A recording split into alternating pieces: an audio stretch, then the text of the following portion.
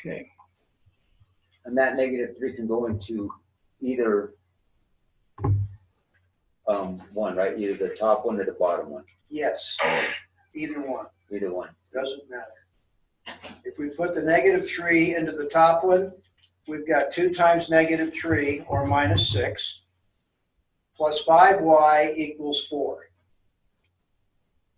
So then we've got -6. We add 6 to both sides. We get 5y equals 10, and y equals 2. We'll get the same answer if we plug the -3 into the second. Okay. So again, it doesn't matter.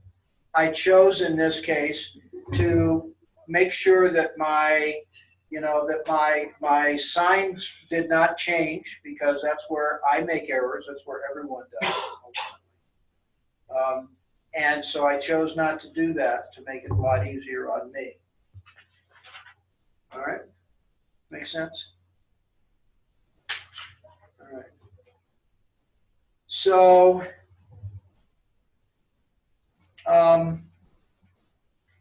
I think it's chapter 4 in your online text actually covers these kinds of equations. All right. So those can be useful. So these kinds of double equations are okay. So that's really how you solve linear equations in 2 variables. You need 2 equations. And remember, if the answers come up and you get something really stupid, like you end up with 0 equals 0, well, that's a fact.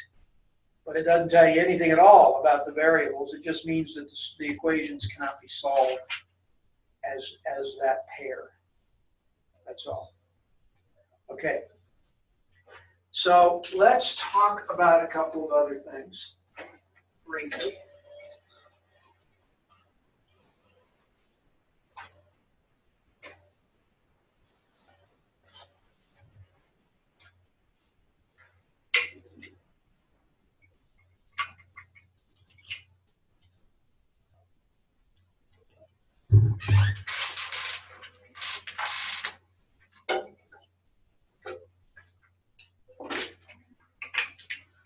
And that's functions.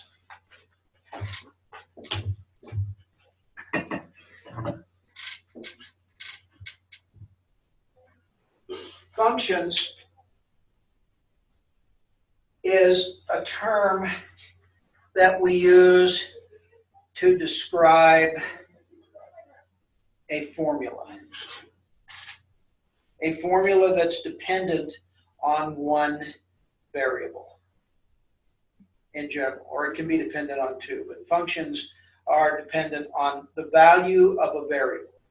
And so what we might say is that we were talking about the area of a circle.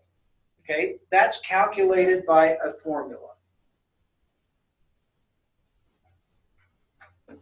A equals pi r squared. Okay, where r is half the diameter. It's the distance from the exact center of the circle to any point on the perimeter.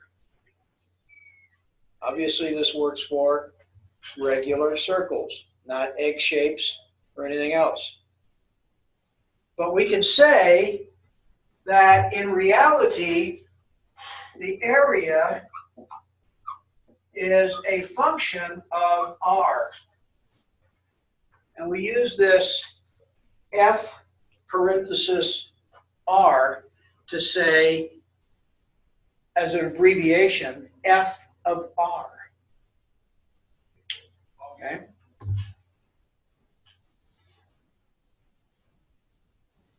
That makes sense? All this is defining.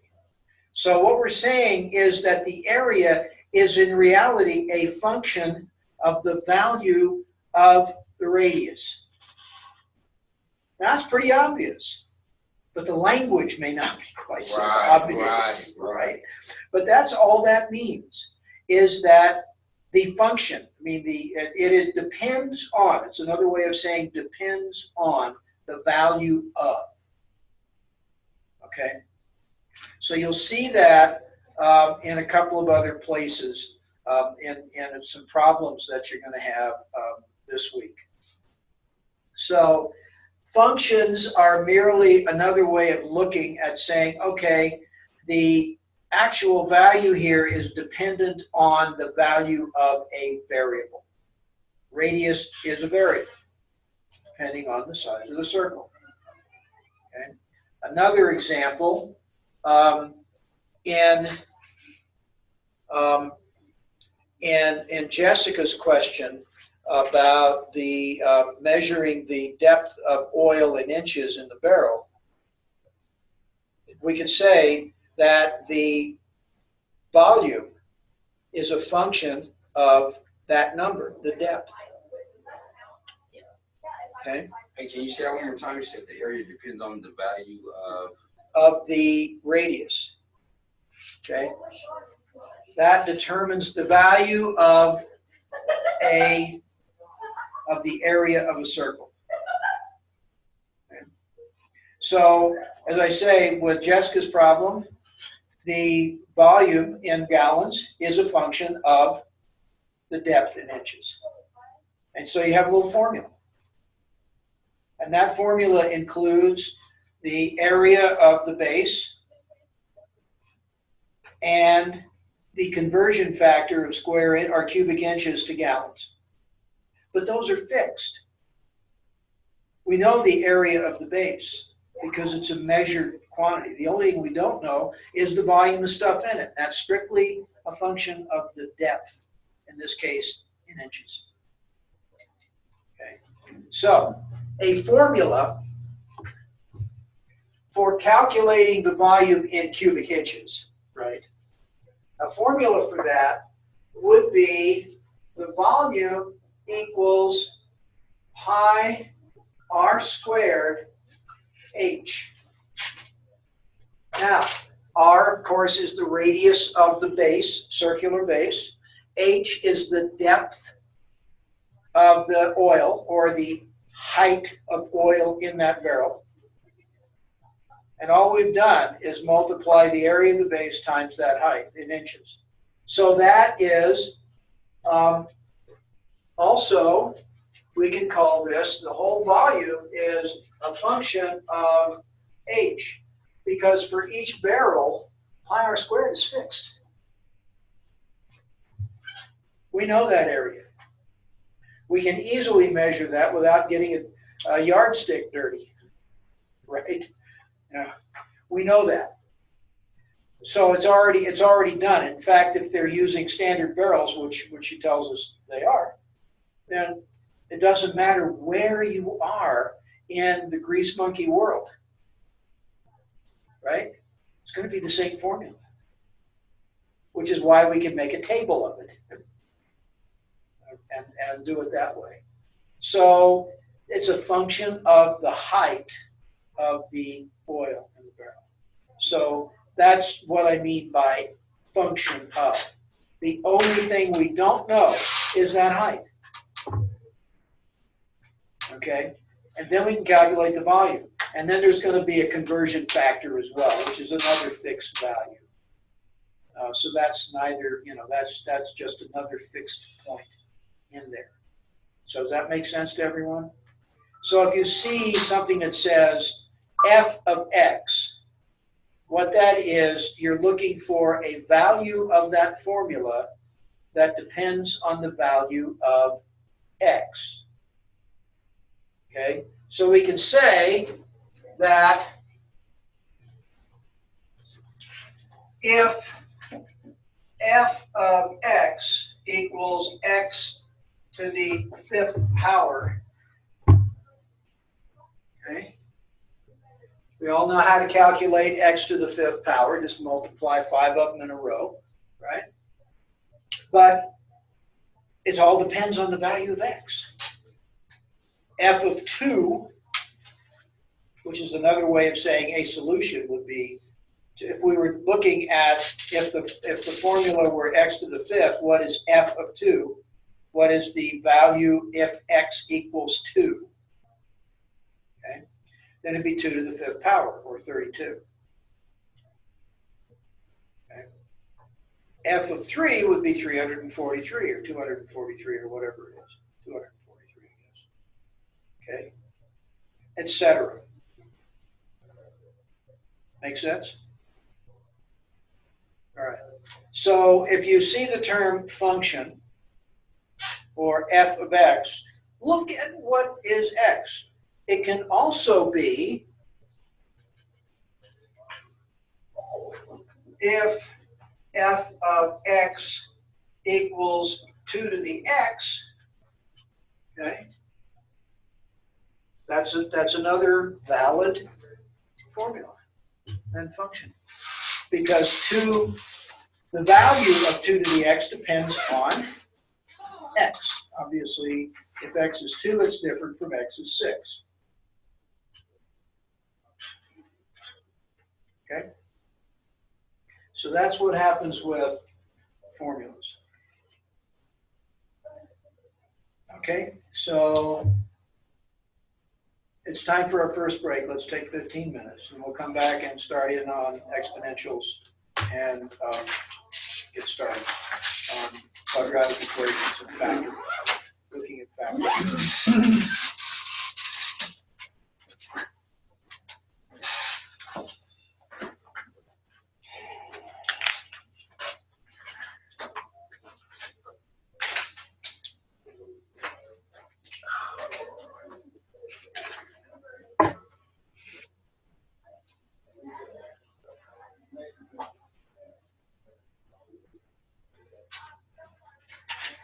I cannot stand these mesh chairs.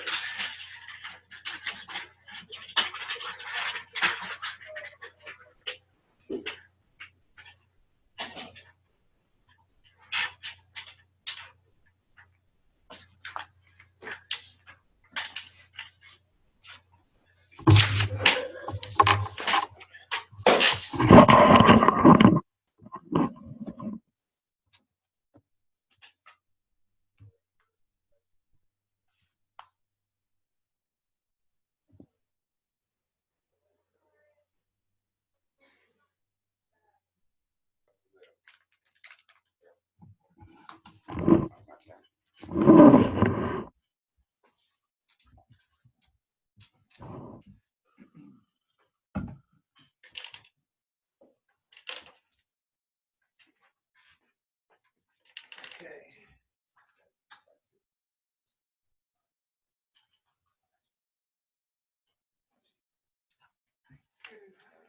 No problem.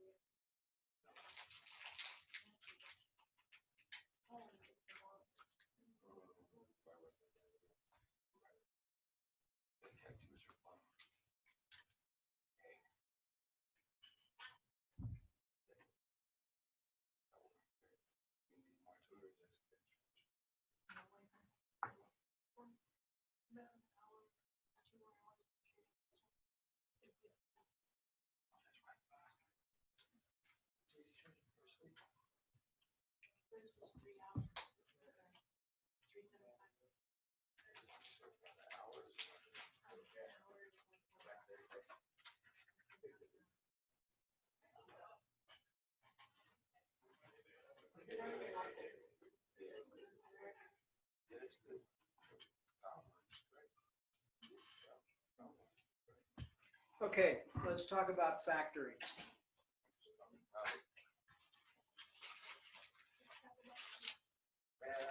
That's the song I might have said.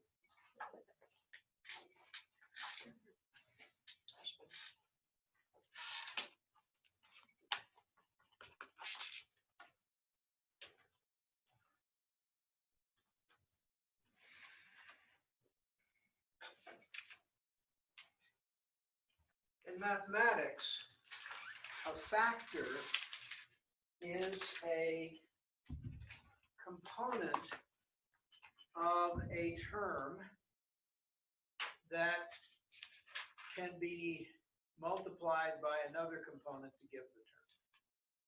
Okay, factoring in mathematics is basically taking it apart. You know, we learned about multiplying polynomials, like x minus 3 times x plus 2. Okay, well, x minus 3 and x plus 2 are factors of the result of that multiplication. So all this is the reverse of that process in many cases, and especially with quadratic equations, which we'll get to.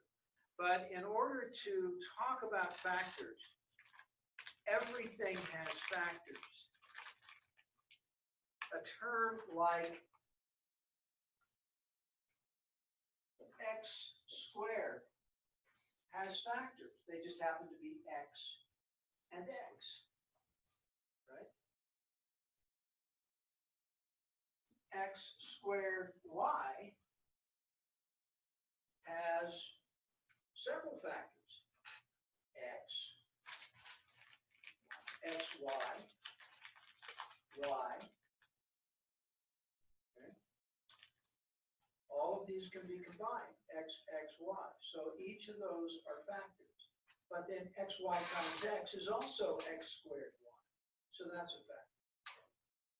Okay, so that's easy to see in things like that.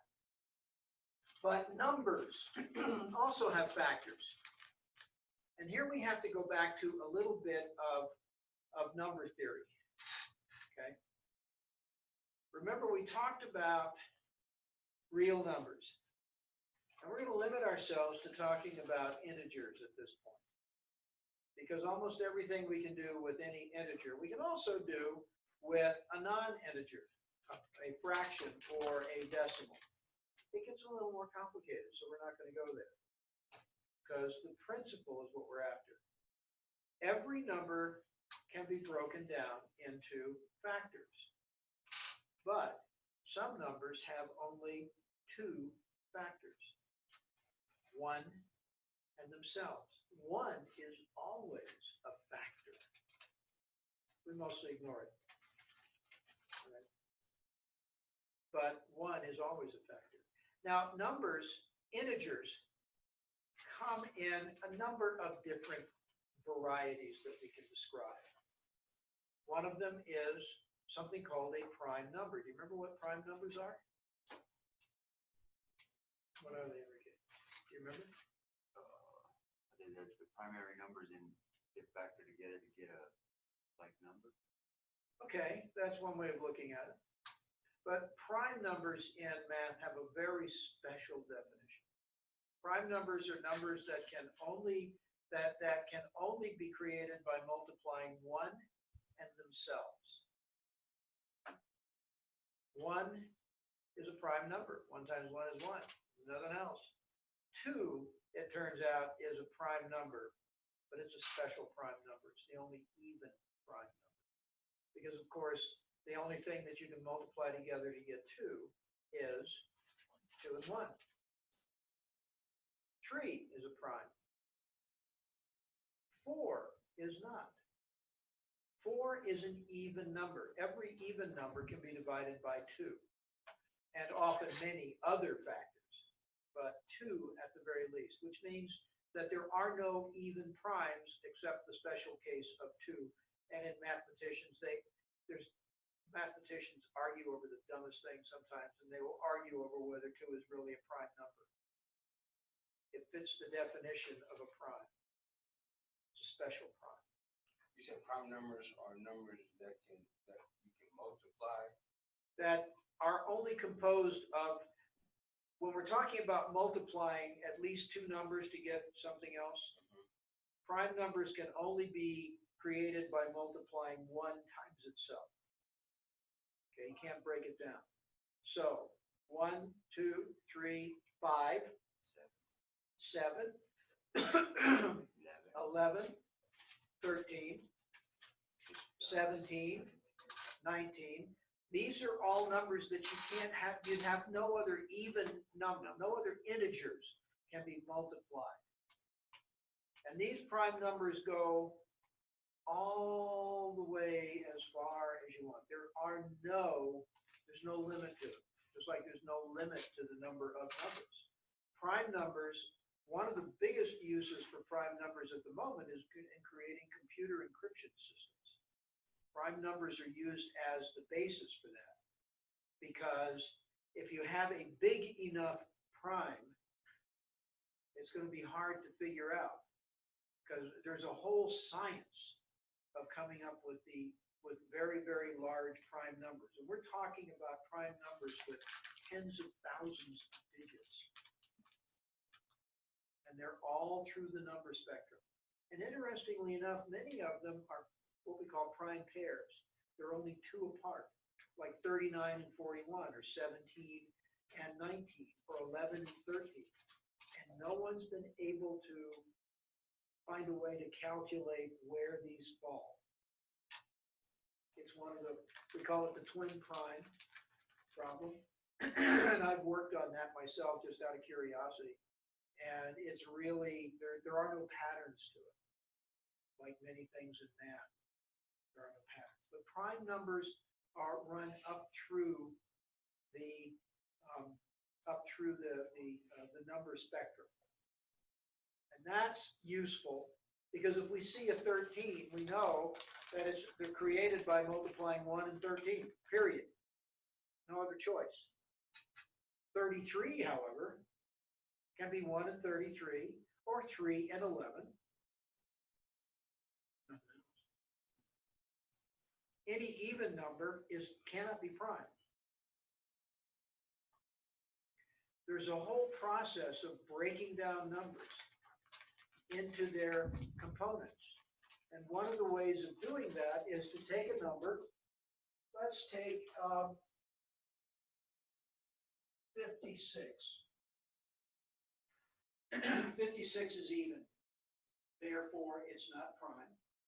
So if we take 56 and we divide it by 2, we're going to get 28 as the quotient.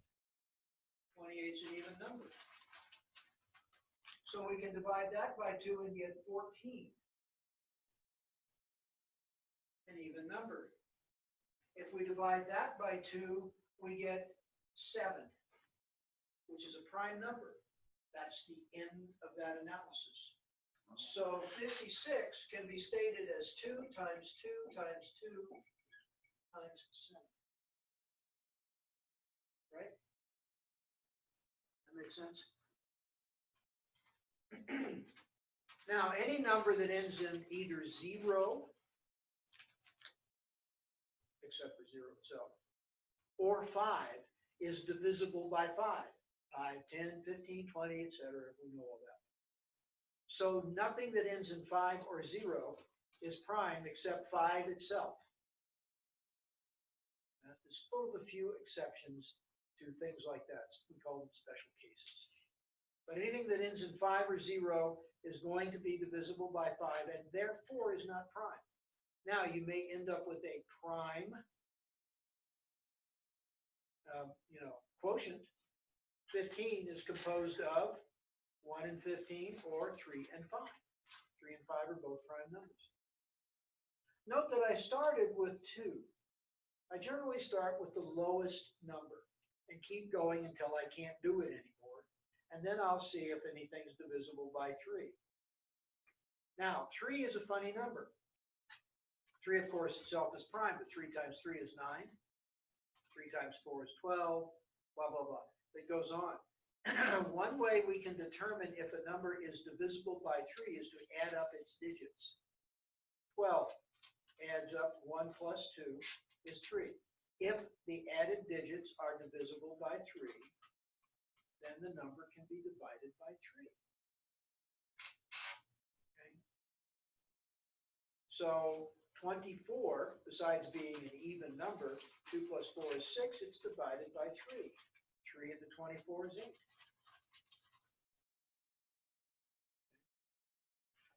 And 8 can be further divided since it's an even number to 2 times 2 times 2.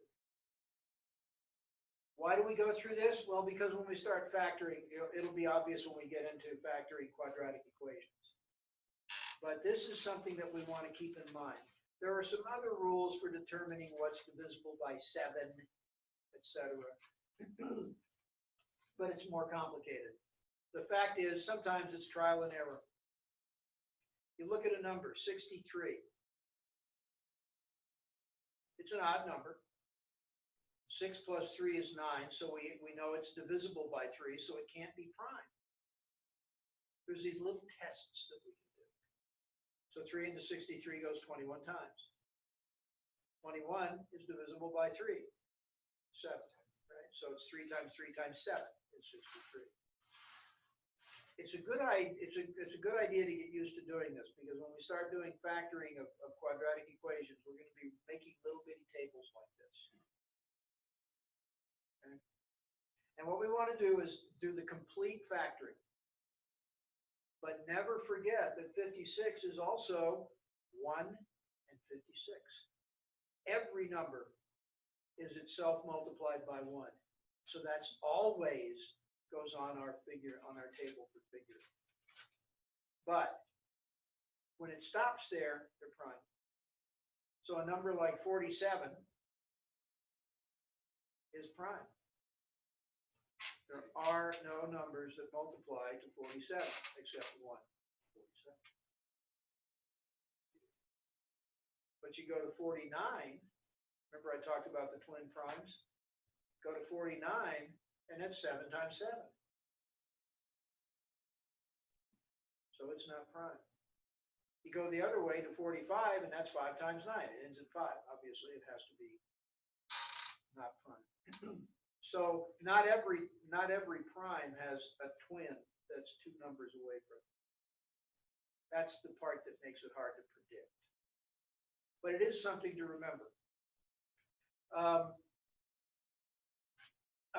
This kind of numerical analysis, what we're doing is looking for factoring different equations. And sometimes this kind of factor analysis is called finding the greatest common factor. I'll give you a different example for that. And we'll leave 56 up there.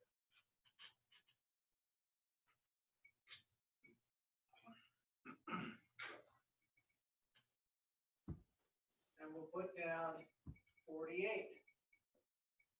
Well, obviously 48 is divisible by 2 and 24, 2 and 12, 2 and 6, 2 and 3. Okay. So the prime number is 3. That's where your factoring stops, because you can't go any further. Right. But in this case, if you take a look at 56 and 48, each of them has 3 factors of 2 in it, 2 times 2 times 2. So in this case, what I would say is 2 times 2 times 2, or 8, is a factor of each of those. And indeed, 8 into 56 is 7, and 8 into 48 is 6. So if you had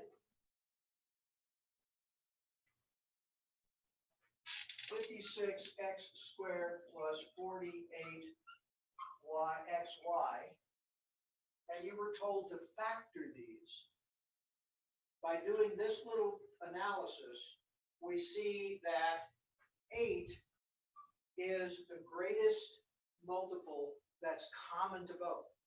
There are 2's in both, but not all 4 that are in 48. Only 3 are common.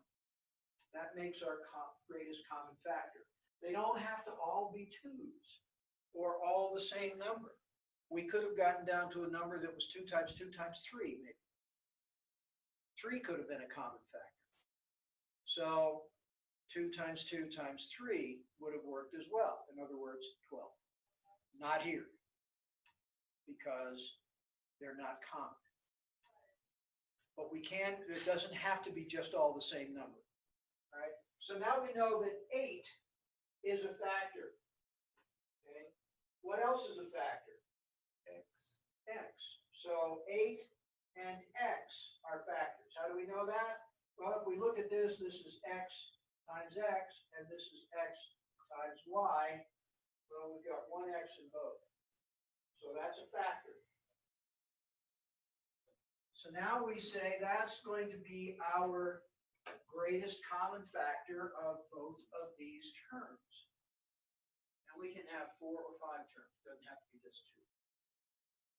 All right, so now we divide 8x out of each of those terms. So 8x divided into 56x squared is 7x. And 8x divided into 48xy is 6y. And so the factors are 8x times the sum of 7x and 6y.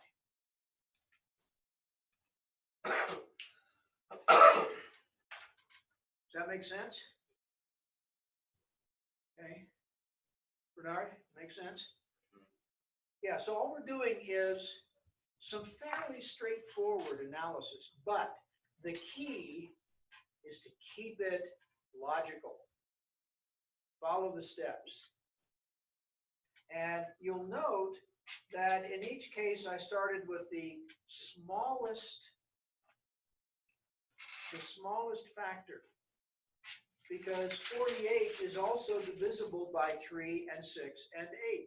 But I started with 2, partially because it's an even number and I know 2 goes into it. But I like to start with the lowest factor and keep going until I run out, until I finally get on the right side of that little table a prime number. At that point, you're done. So let's say 48, for instance, at the bottom there, you could still divide, but not by 2. Let's say that number was 9. Yeah. So then we would go to 3 Yep. and start dividing Yep. until we get down to where it's a prime number. Yeah. So you keep going by 2 until you can't go Until you anymore. can't go anymore. Then try it by Yep. 3. Go See down what happens. until you can, and then you need to go to 4 until you get to 4. prime. Yeah, well, 4 you wouldn't have to, because 4 is 2 times 2. You've already taken those out. Okay, so what you're doing is then looking at, what I've done is start with 2. As I said, that's a special prime, even though it's an even number. And then I would have gone to 3, and then 5, and then 7. Oh, because we're dividing by a prime. Yeah, we want to get down to prime Okay. numbers. All right. We want the lowest possible numbers. Now we can combine any of those. As I said, we've got 2 times 2 times 2 is 8. 8 times 6 is 48. Those are factors. And they may figure in a different way when we're looking at factoring quadratics. But does this all make sense? Now remember the rules on dividing exponents. When dividing exponents of the same base, we subtract the exponents. In other words, x cubed divided by x squared is x itself, x to the 1, x to the 3 Can you minus put 2. that on the board? Can you show me that You example? bet. Yeah. You betcha. Appreciate it. X cubed divided by x squared is x, because it is x to the 3 minus 2. So we subtract the exponent of the denominator from the exponent of the numerator. So it's gonna be 1x. 3 minus So it's going to be x to the this is understood to be x to the 1, right? Yeah, so, I mean, yes, it's x to the 1, but we don't put the 1 there. There's no other reason than that's the custom in math. So we try to keep things simple. So that's when we are dividing. When we're multiplying exponents, say x to the 3 times x to the 2, we add them to get x to the 5.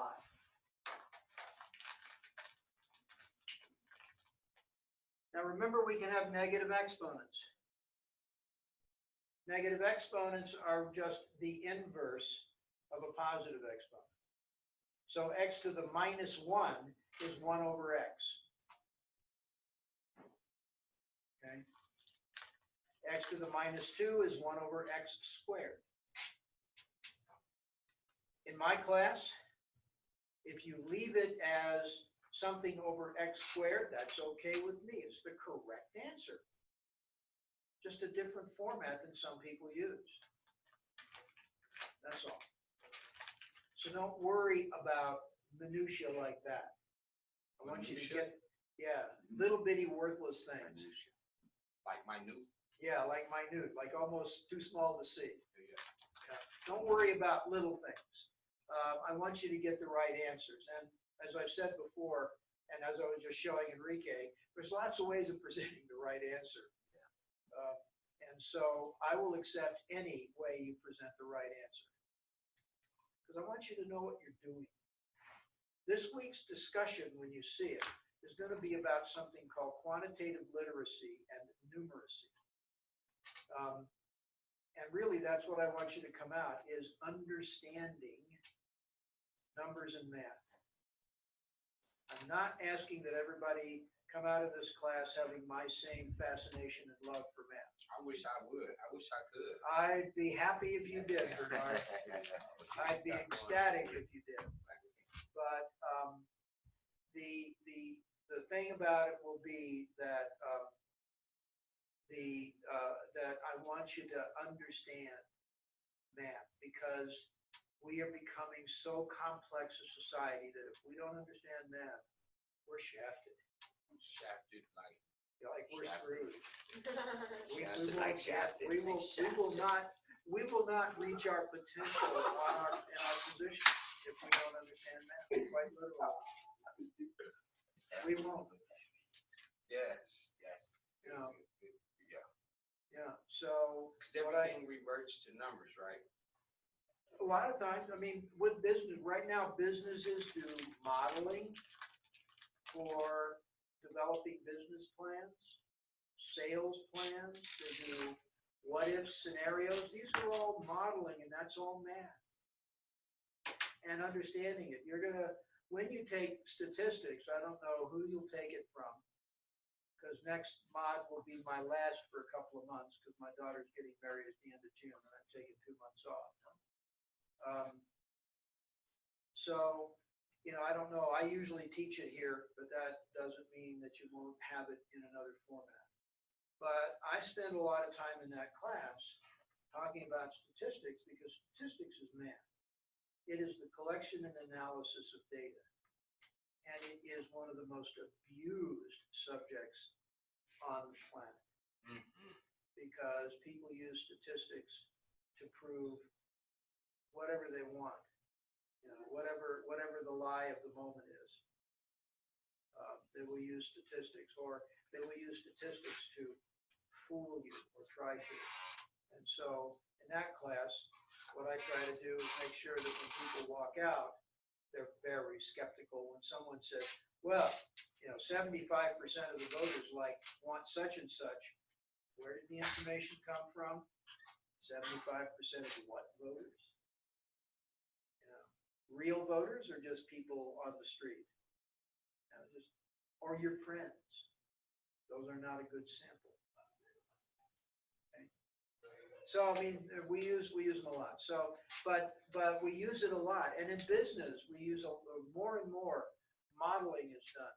When you're working in a bank, there are all sorts of computer models you use for evaluating loan applicants.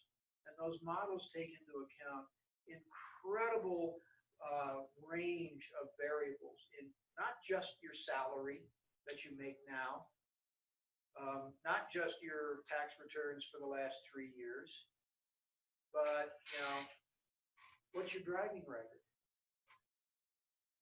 Have you ever been through a bankruptcy? There's a lot of things that are taken into account.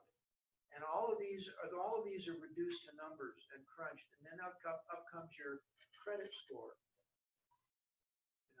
Have you missed a couple of credit card payments? A lot of people have. It used to be no big deal if you missed a couple of credit card payments. Nowadays, if you miss one, you might not be able to get a nice, interest rate on your car loan. So, I recently, when we put a bunch of windows into our house, the people that install the windows said, "Hey, go to this bank. They'll give you a credit card that will give you 0 interest for the first 15 months, and you can charge it on there and not pay the interest and pay it off over 15 months." And I said, "Done." So I did. But I have a really good credit rating. It was no problem. My daughter, who got caught up in a scam and is still trying to straighten it out, couldn't have gotten that at all. Not a prayer. They wouldn't have given her a dime. But I'm paying no interest on a fairly large loan to pay for windows. You all know how expensive. Oh, yes, yes. But yeah, so all of that went into some database. And somebody said, well, whatever debt you have. Now, all the other things, I took into account every single debt we have. Now, we're fortunately at a time in our life where I've got a car loan at 1.99%, and that's it. We paid off our mortgage years ago. So nothing else. I have no money that I owe. So it was easy for me to get a loan like that. Not so easy for a lot of people because they crunch those numbers. And you need to understand those factors. And if you're working in that field, you need to really understand it because you're going to have people looking at you and say, why can't I get that loan? So you're going to have to be able to explain it and understand it. So mathematical literacy, which is one of the definitions of numeracy. Literacy, you can read and write, blah, blah, blah, blah, blah. You've read a couple of books in your life, so you actually know who Mark Twain is or something like that. Numeracy is the equivalent in terms of mathematics. And the problem is we spend a lot of time worrying about literacy and almost none in this society being concerned about numeracy. And yet it's killing us internationally. That's why China and India are beating the dickens out of us in the marketplace. Because they know numbers. And they know them well.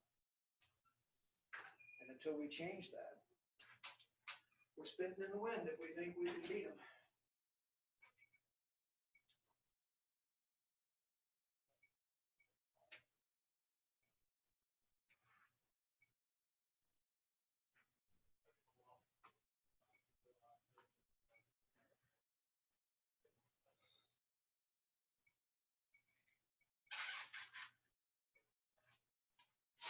Okay.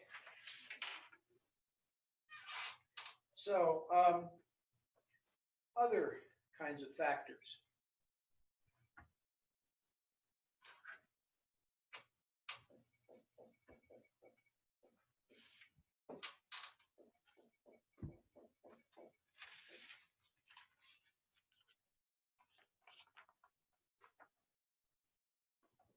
Let's look at the problem I just wrote on the board.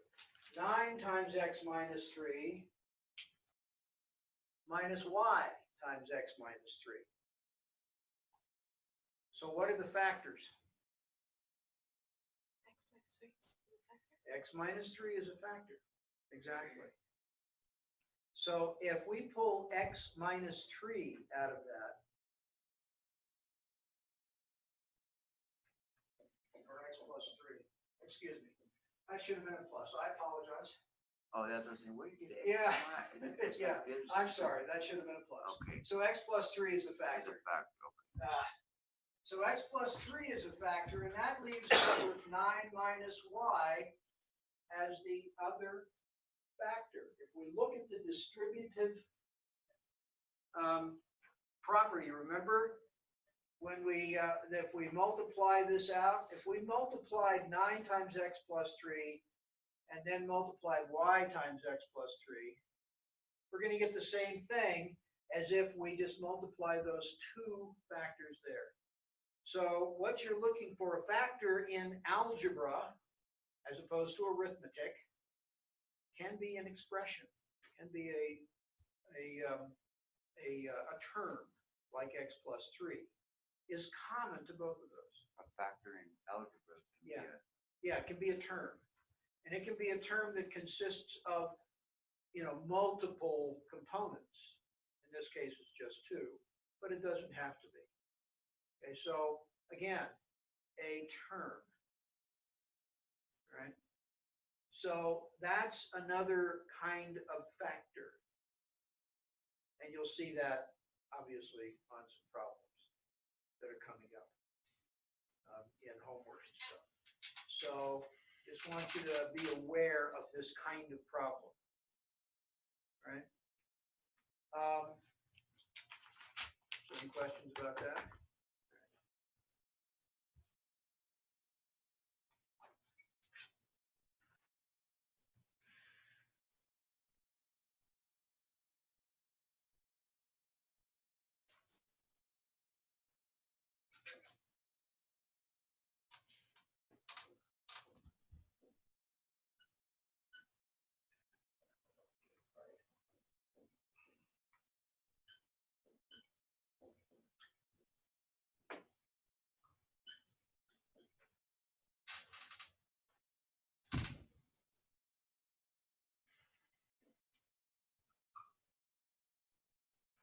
Okay. Now, obviously, what we want to do is factor these three terms. What are the commonalities in these three terms? 2x squared y, X squared y, yep, 2, and 2. 2x squared y is common, yep. So, and that's right. That's it. Obviously, 2 is a prime number. It divides in the other two. That's it. So, yeah. We've got x squared in both, we've got x to the 5th in one term and x squared in the next two. And we've got y to some power in every term. So if we pull 2x squared y out, then we're going to divide each of these by 2x squared y. Okay? And those quotients are going to go into a parenthesis because we're pulling it out of each term. Okay? So, what do we have if we divide 2x squared y into 24x to the 5th y by 4? 6x cubed y cubed. 6 or 12? 12. 12x cubed y cubed. And what are we going to get when we divide this one? 6y. 6y. And this one? Nothing. 1. Oh, 1. It's Okay. 2x Okay. squared y over 2x So you squared still y. put the, okay, We still put it in there. okay. So I that's thought it the just- factor. So even if it, like, that would cancel out, but we still would put a 1. Yeah, because if we want to multiply that back out to get to that original, we have to have that 1 there. Okay, all right. Right? Good. Okay? So that's another look at factoring. And it takes into account the rules for dividing and multiplying exponents. And note, x to the fifth, y to the fourth is different from x squared, y squared, even though there's x's and y's. But that's what we want to look at. What's common to all the terms? If there is another term, let's just throw in an integer. If at the end of that it was +3, there would be no factors. We can factor the first three terms, but that doesn't help us a whole lot. You still have to have that 3 hanging out there on the other side of the parentheses. So there have to be common factors. So occasionally you may run into something where there are no factors. So what would the answer be then? Just No 24, factors. it would be just a 24. Yep, the original X5, equation would be And an then you would put acceptable under answer. there, no fact. No factors, no common factors. Okay. It would be the same as if it were 24x to the fifth, y to the fourth, plus 12, or plus 21. Oh no, that's divisible, 23 call it, so that's a prime number. Yeah, you wouldn't be able to pull any integers out, but you might be able to pull out the x and y term. So you need to look for what can be done. You know, obviously, when you have even numbers, it's easy. Other than that, just take a look at them, see what's common. Do the greatest common multiple analysis. Right?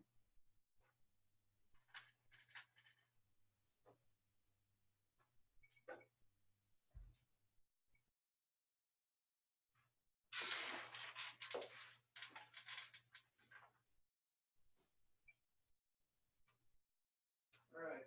Let's see. I want to start on quadratic equations.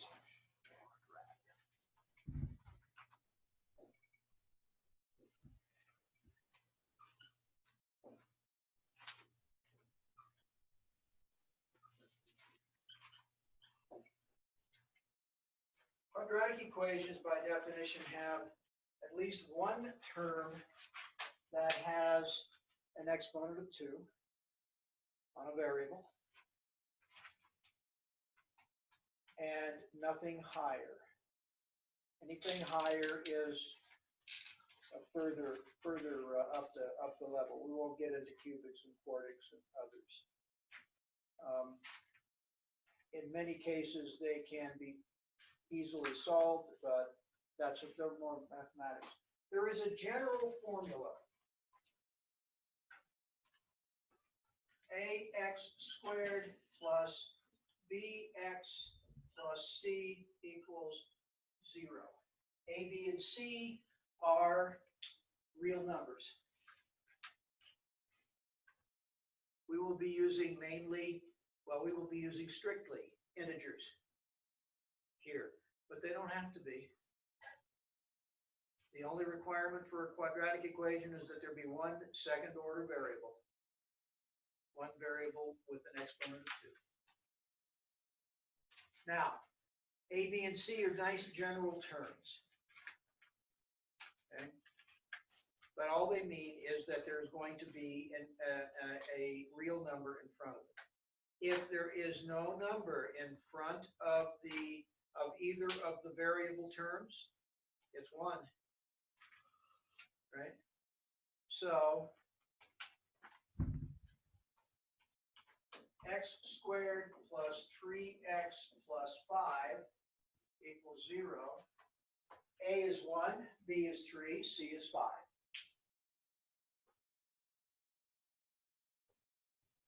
Okay? So that is, now, it can be 0.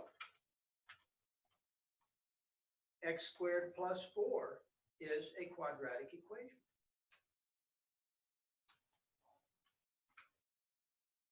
Okay. Now, quadratic equations, all quadratic equations can be solved using several different methods. The two we're going to talk about are factoring and something called a quadratic equation. which is a complicated looking mess that we'll get into on Wednesday. But all quadratic equations can be solved. Are the numbers going to turn out to be nice and even? If they're factorable, the answer is generally yes. If they're not factorable, the answer is often no way. Okay? So we'll worry about the ones that require the formula. I want to talk about factoring equations as a solution. Quadratic equations often can, but it depends on A, B, and C, obviously.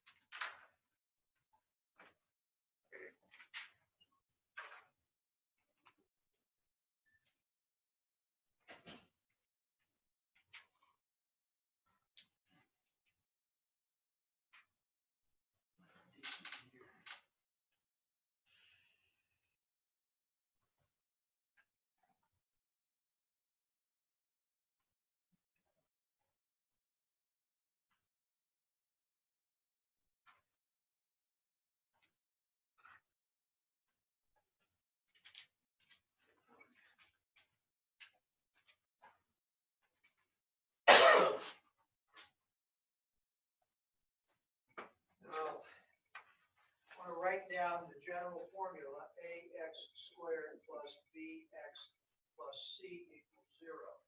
We're going to start off with a quadratic equation, x squared plus 8x plus 15 equals 0.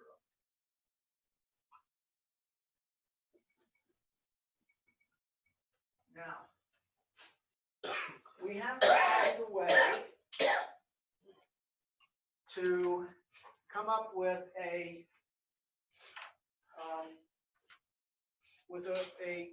formula that is x and x plus some number and x plus some number.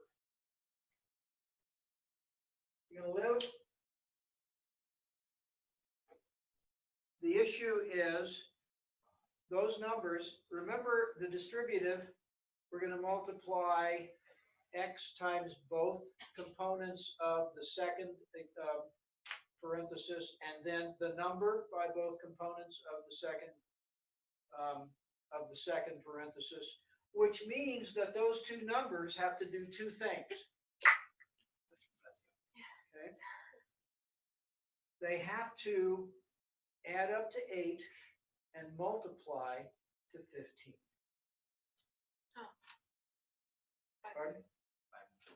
Pardon? That's, yeah, obviously. Yeah. Obviously. But we're going to come up with a couple of guidelines here.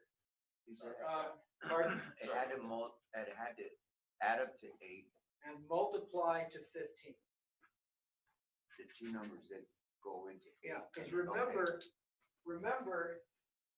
the distributive property, we're going to be multiplying, and Okay. I'm going to actually change that, make it a little easier possibly. I'm going to make it x plus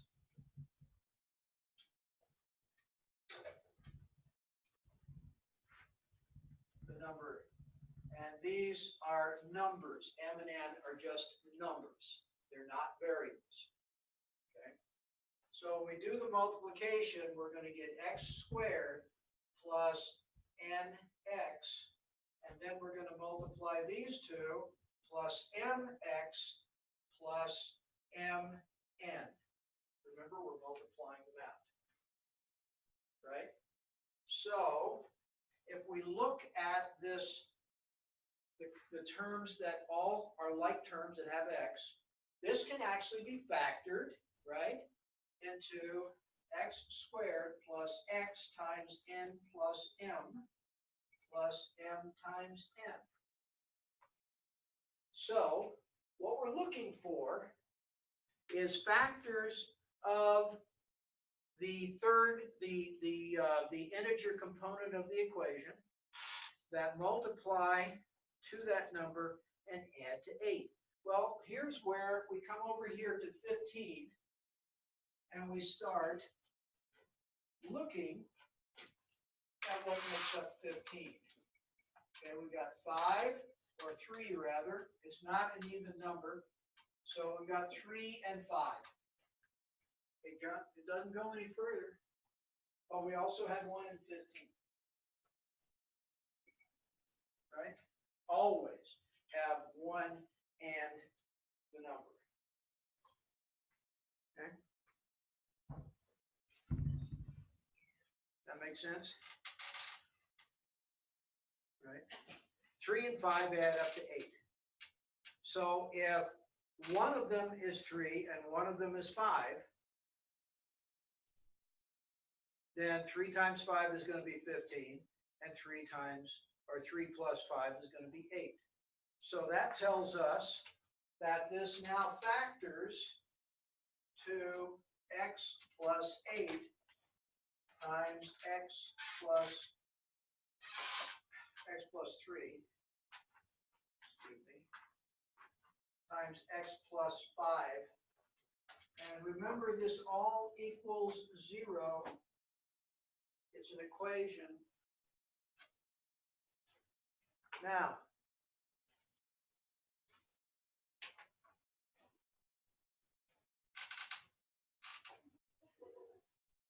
what this also means now is that each of these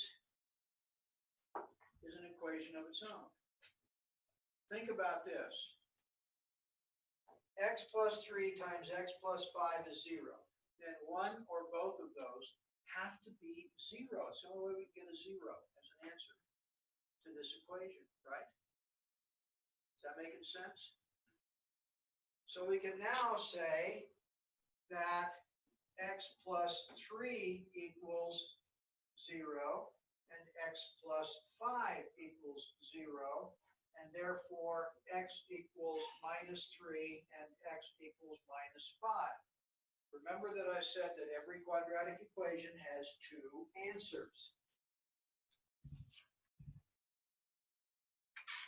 Trevor, you have something to say? No. Okay. Bernard, that making sense? Mhm. Okay. So all we've done is make use of another mathematical fact. Anything multiplied by 0 is 0. So each of those can be then set to 0 because it'll be an equation. So that's how we come up with x plus 3 is 0, x plus 5 is 0. Therefore, x is minus 3, x is minus 5, using our rules for solving simple equations. All we've done is now reduce it to 2 simple equations. Correct? Okay. So anything that's factorable can be solved in this way. Okay, so the key is to look at that last term, the C term, the one that is just a real number. That's the key. So you want to know a couple of things. Now let's go back and throw in a couple of extra little rules. Okay. Let's just, I'm going to erase this.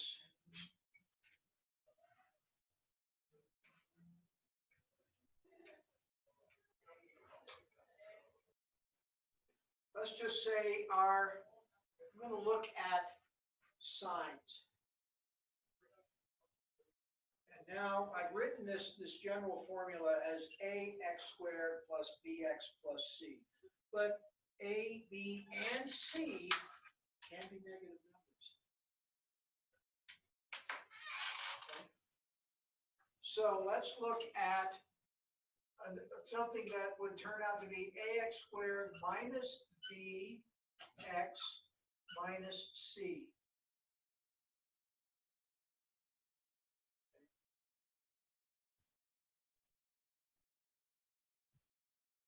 this tells us this last C itself being negative tells us that the answer is going to be in the form of x plus m times x minus n, because a positive times a negative is a positive. If C is positive, if that last number is positive, then M and N can either be negative, both negative, or both positive. Okay? Is that making sense? All right. So you're saying that, because that's, the C is negative, when we make our equation. Yep. That we can either have the M as a negative or the N as a negative, Yep. or we can either have both, But not both, just one or the one or other. the other, because if both were negative, we'd be multiplying And it'd be a minus N positive. times minus N. Yeah, it'd And be if positive. so one or the One other, has to be negative. and it doesn't make a difference switching the It equation. does, because that's going to be dependent on this sign. Okay? This sign, if we look at C, we've got minus C, Mhm. and we've got factors. Okay? Let's just say it's minus 15. Well, it can be minus 3 times minus 5, or it can be minus 5 times, or minus 3 times plus 5 rather, or it can be minus 5 times plus 3, or it can be minus 1 times 15, or it can be 15 times minus 1. Those are your only choices. So what we do is we look at the sign of the middle term, B. And we have to combine them such that the net addition of those choices is going to give us the right sign and the right coefficient. Let's go back to our previous problem and modify it a little.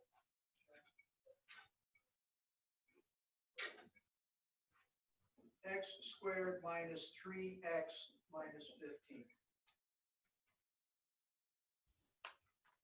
Yeah. Can't be done. X squared minus 2x minus 15. Okay. So we know that this is going to be x plus and x minus, because this is a minus. The only way that can be a minus is if the two other terms are plus and minus. So what do we get to minus 15? Well, we get minus 3 and 5.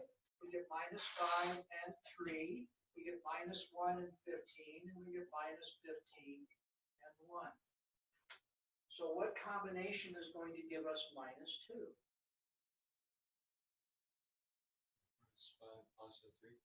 Minus 5 and plus 3.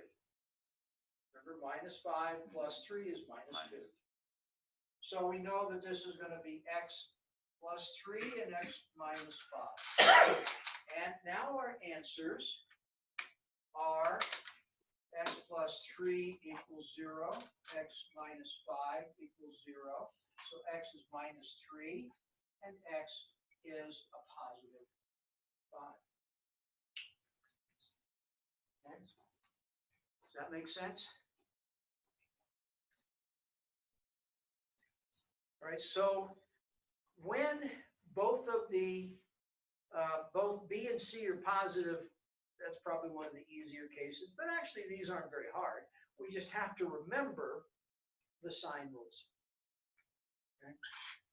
So if that middle term had been plus 2, then the answers would have been in reverse.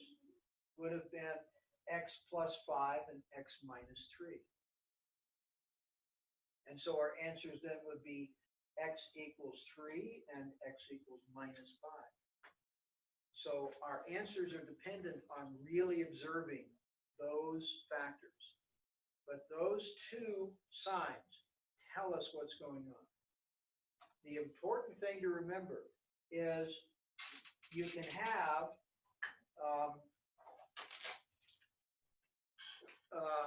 a formula like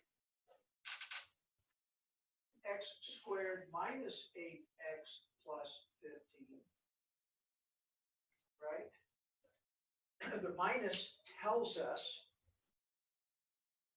the minus on the middle term and the plus on the last term tell us that it's x minus something and x minus something else. Okay, that both of the factors, both of those components are x minus some number.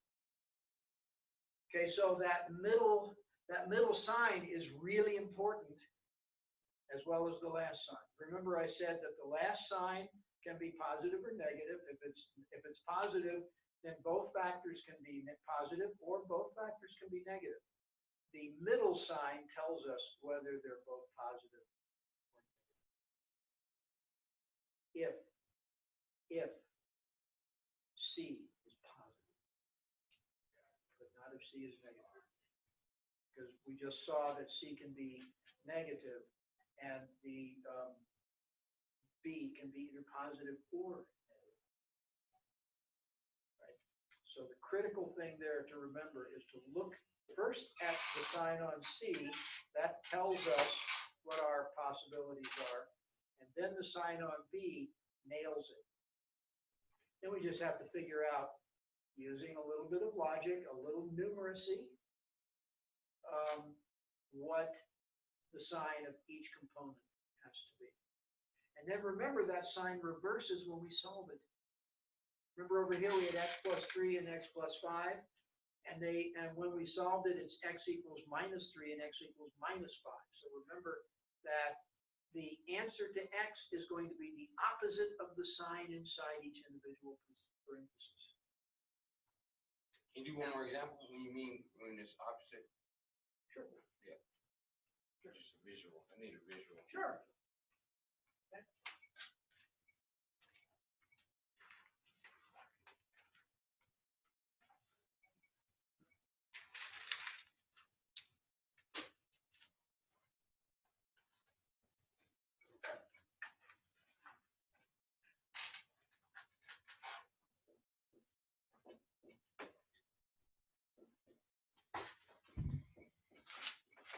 Okay.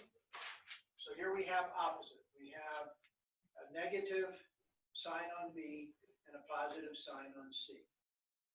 Okay, so this tells us, we know that if C is positive,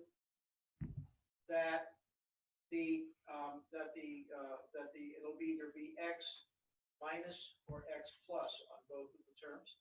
But if the middle term is negative, that means that they're both negative. Okay. So now we have x minus and x minus. So now we just take a look at 45. Let's take a look at 45. Okay, so we've got minus 1 and minus 45. That's legitimate. That's going to give us a plus 45. Minus 3 and minus 15. Okay. Right. Minus 5 and minus 9. Okay. Those will all give us, minus plus 45. Okay. So which of those negative numbers is going to add up to minus 14? 5 and 9. Minus 5 minus 14 is, or minus 5 minus 9 is going to be minus 14. So we have x minus 5 and x minus 9. And once again, it doesn't matter which one you put where, you get the same result. So it doesn't matter. And now we have x minus 5 equals 0, and x minus 9 equals 0, and therefore x is 5 and x is 9. Remember, two solutions to every quadratic equation. That help, Bernard? Yeah. Okay. The key is those signs. The rest of it is just doing a little bit of playing with numbers. And that's really what it boils down to. After you've done a bunch of these, they're pretty obvious. I mean, I made that up in my head, knowing what I wanted the answer to be. But that's okay. Once you start playing with these, and you can get some pretty weird numbers sometimes, but they work out. Remember, however, that if C is prime, the only possible factors are 1 and C. And if the middle term does not add up to C plus 1 or C minus 1, then there is a solution, but you have to use the quadratic equation. You have to use a different approach. It can't be solved by factoring.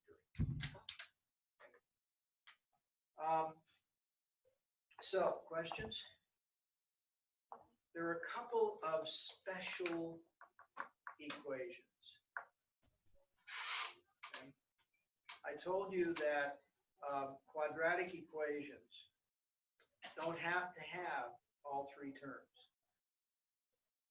Okay? They can have only two terms. And in fact,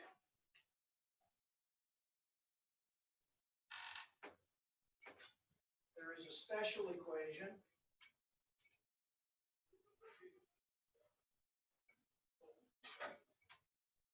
in which B is 0.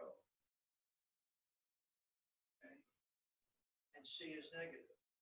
X squared minus 9 is a good example.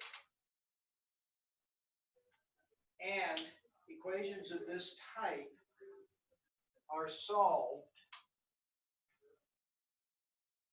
if C is what we call a perfect square. What are the perfect squares? Well, 4, 2 times 2, 9, 3 times 3, 16, 4 times, etc. Obviously, two numbers multiplied by together.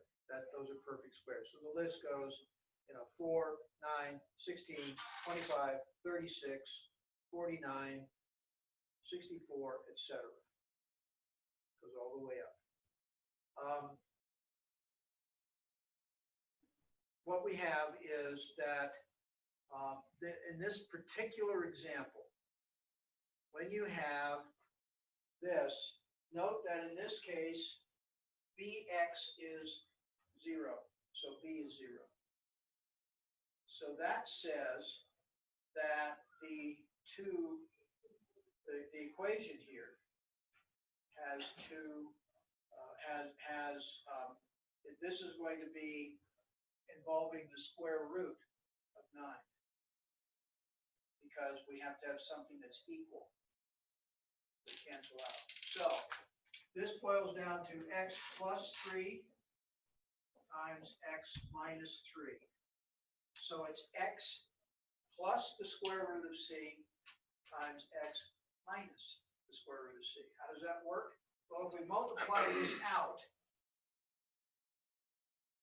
we get x minus 3x plus 3x minus 9. X squared. X squared, thank you.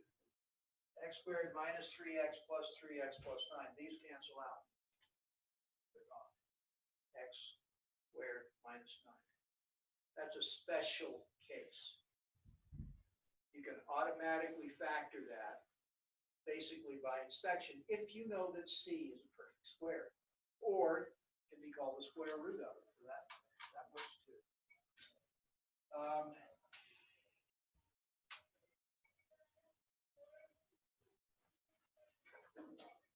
Now,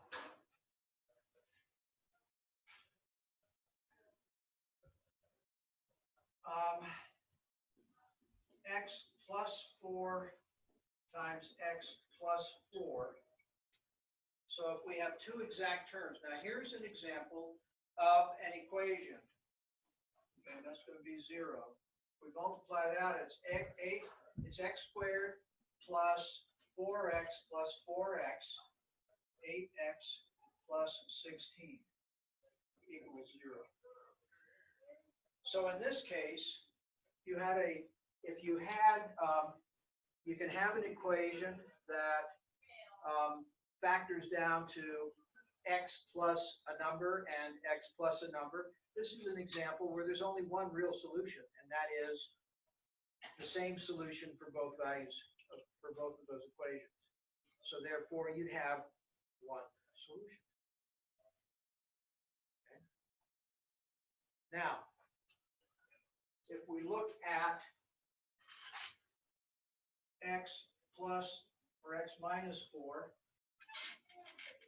times x minus 4, we multiply that out, we get x squared minus 8x because it's x times minus 4 and minus 4 times x, again, plus 16. Right? Now, that does not mean that b has to be half of c, because if x is 5, then b is going to be 10 and c is going to be 25. So don't make that leap. But if you have a problem that says multiply x minus 4 times x minus 4, basically that's going to be your answer. Where'd you get the 8? Well, you're going to be multiplying x.